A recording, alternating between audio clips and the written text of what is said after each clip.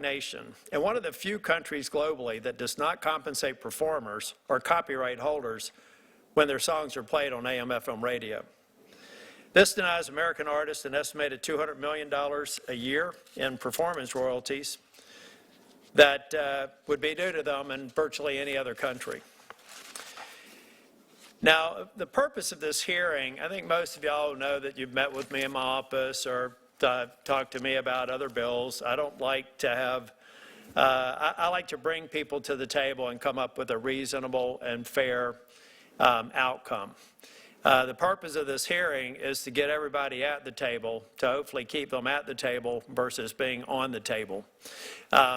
I want to try and come up again with a just and fair solution, and I think it starts with hearings like this. I'm going to turn to Senator Schiff. I see Senator Padilla is here. I also expect Senator Blackburn. If they get here before it is time to open up and introduce the witnesses, I will give them an opportunity to speak. But now I'll turn to Senator Schiff, my ranking member.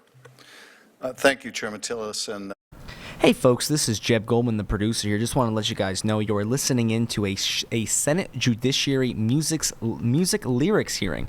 Gene Simmons and other musicians are testifying right now about balancing interests of local radio songwriters and performers in the digital age, with testimonies from Gene Simmons, Sound Exchange President and CEO Michael Hupp, and Interbanks Media President and CEO Henry Hilton, essentially breaking down how music lyrics and how music is licensed in 2025 in an age of AI and everything in between. What is the best for the musicians and those artists? Let's listen in right now to California Senator Adam Schiff. And the opportunity to address an inequity in the creative ecosystem in which performing artists in America go uncompensated when their recordings are played on terrestrial radio.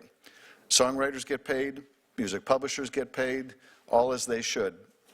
But the artists whose voices we actually hear get nothing. This anomaly places the United States in troubling company. We stand alongside only Iran and North Korea in refusing to recognize performance rights for sound recordings on terrestrial radio. Nearly every other industrialized nation, including China, has recognized that artists deserve compensation when their work is broadcast. This isn't just about fairness at home.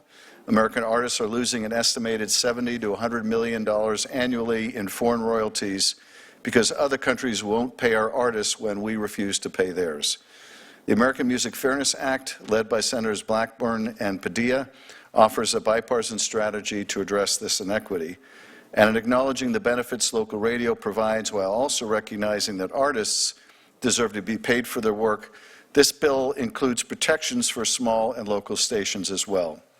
I deeply value the role of local radio in our communities. Local broadcasters provide vital news, emergency information, and entertainment, all of which relies on the hard work of local journalists, studio staff, and others, all of whom must be fairly compensated for their labor.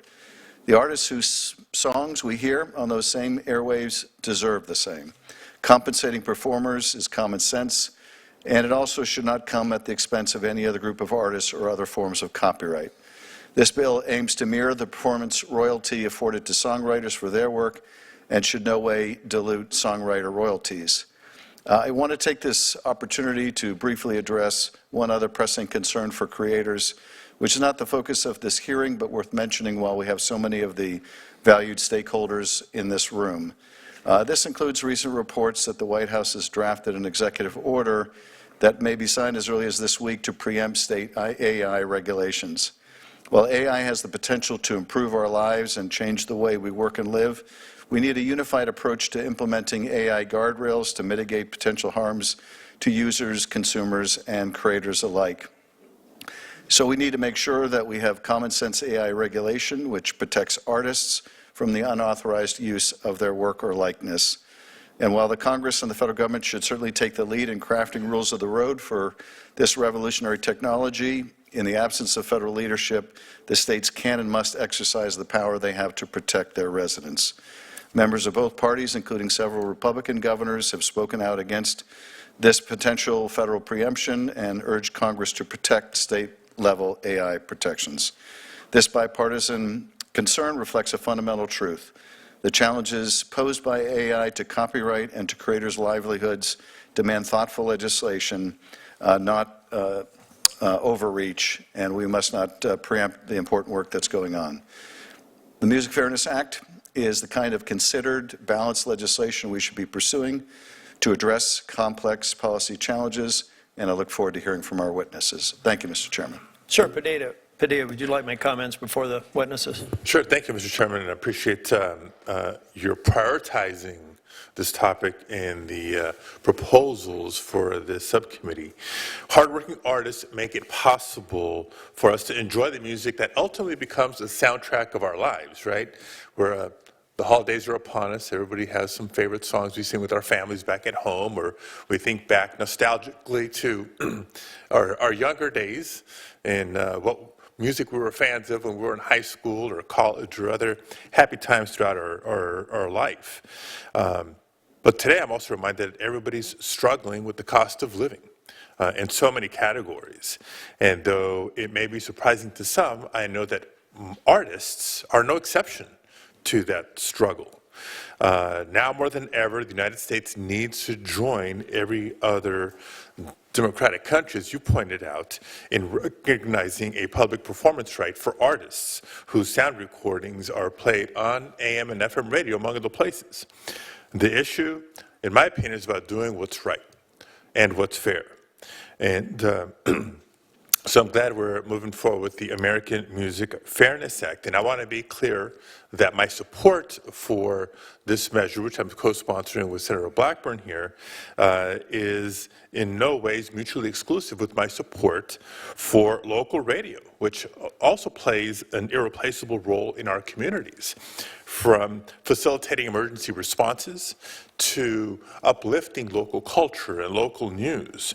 I actually believe the American Music Fairness Act would allow both artists and radio to thrive. So looking forward to discussion today, to exchange with our witnesses, and for this committee as a whole and our Senate to take action sooner rather than later. Thank you, Mr. Chair.